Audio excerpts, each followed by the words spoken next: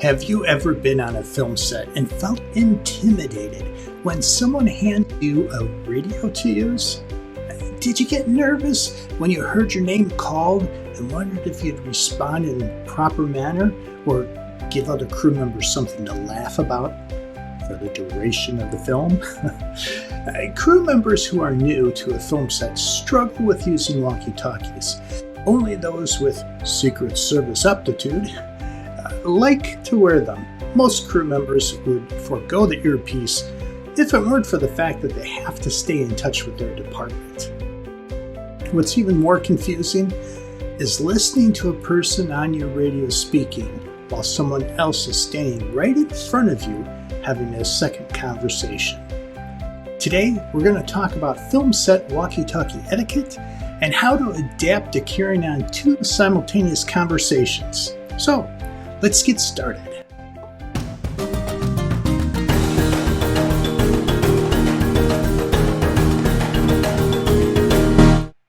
The adjustment period for learning how to deal with face-to-face conversations while also listening to a radio conversation is significantly reduced when the crew follows proper etiquette. Now, while there are rules on radio use that vary between productions, I'm going to simplify things. I'm going to just talk about the 6 most common rules that have worked on my productions. And we're going to start off by diving in with the first and most obvious step, selecting the right channel. That's right. Selecting the right channel seems to be impossible for some people. Most departments have their own channel. However, Channel 1 is shared by ADs, art, costume, makeup, and even safety.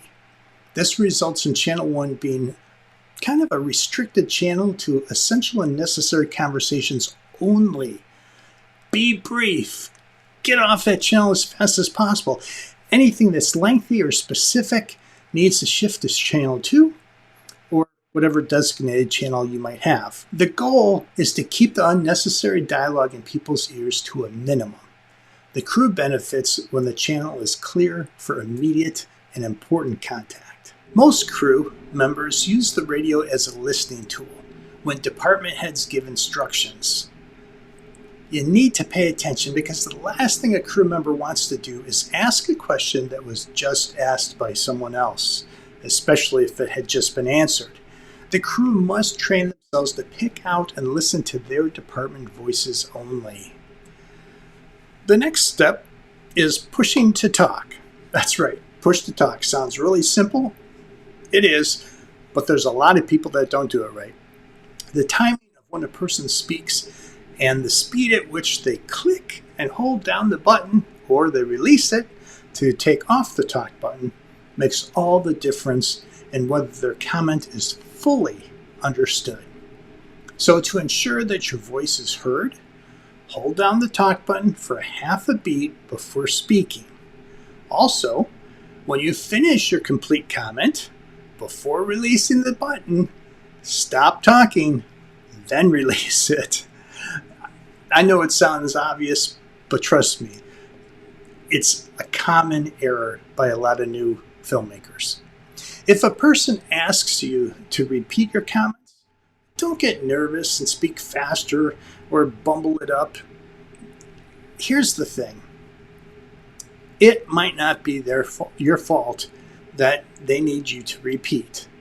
So just slow down, concentrate on when the button's clicked and not clicked, and make sure that you are able to speak clearly and concisely. It's really that simple. Just remember that the repeat request might not be about you. It might be about the noisy environment the other person is in. That's right, it could be that simple. So, the next step, let's talk about stating who the players are. I know it sounds like a football team term. Look, when you click the talk button to begin a conversation, state your name and the person you need to speak with. You know, a couple examples might include Jeremy to Maverick or Sound to Transport. If there are too many Jeremys on set, you state the department with the name. make up Jeremy to Maverick. It's that simple. You just want to make sure everyone knows who is contacting who. So once you release the button, then listen for the response. The person might respond in one of several ways. They might be like, Jeremy, you've got Maverick, or Maverick here, or go ahead, or hi, Jeremy. Be patient. If the person can't respond immediately, you won't know why. So just be calm, be clear, and wait for their response. The delay might have nothing to do with you. Okay, that's enough of that. Now let's move on to keeping it brief. Conversations on the main channel must be brief. Frankly, all channels should be brief.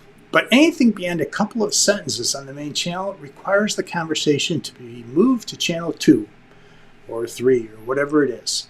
To do this, all you have to do is say, switch to channel 2. And the proper response, of course, is switching to channel 2.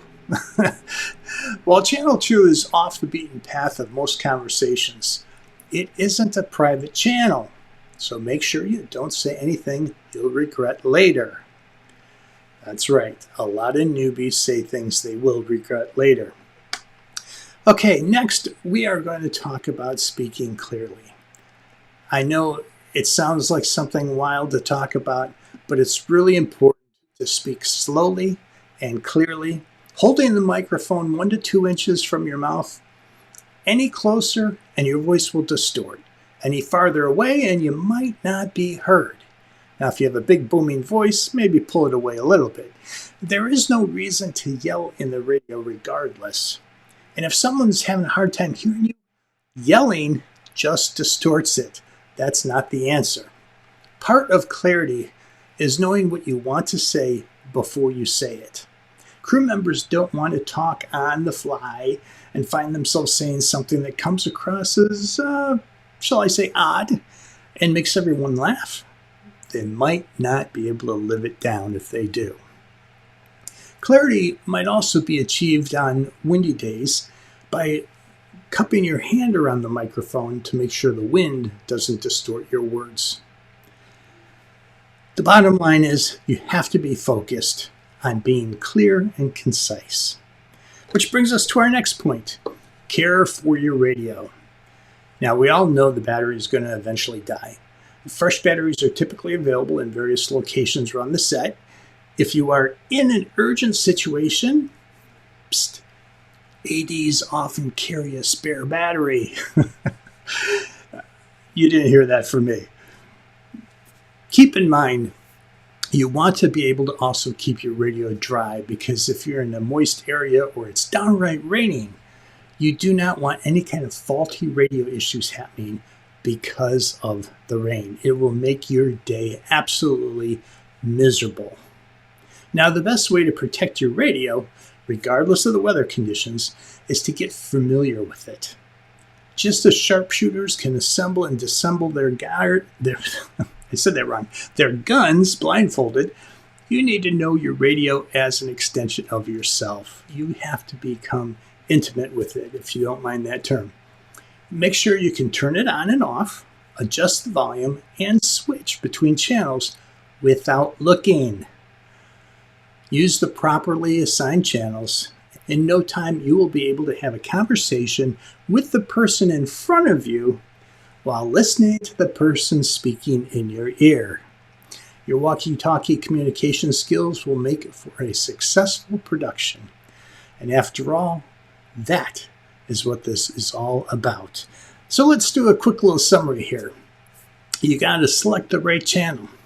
You want to push the talk and release it after you're done talking. Don't do it too close. Make sure there's a half a beat in between each.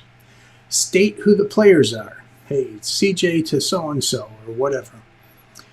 You also want to keep it brief, succinct, concise, speak clearly, and not only clearly, but do it in a way where you're not putting yourself into danger of being laughed at.